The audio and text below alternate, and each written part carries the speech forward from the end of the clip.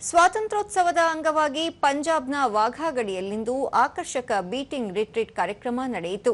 ಗಡಿ ಭದ್ರತಾ ಪಡೆಯ ಯೋಧರು ಶೌರ್ಯ, ಧೈರ್ಯ ಮತ್ತು ಕೌಶಲ್ಯಗಳನ್ನು ಪ್ರದರ್ಶಿಸಿದರು. ಪಡೆಯ ಶ್ವಾನಗಳೊಂದಿಗೆ ಯೋಧರು ಆಕರ್ಷಕ ಪ್ರದರ್ಶನ ನೀಡಿದರು. ವರ್ಣರಂಜಿತ ಕಾರ್ಯಕ್ರಮವನ್ನು ವೀಕ್ಷಿಸಲು ಜನಸಾಗರ ನೆರೆದಿತ್ತು.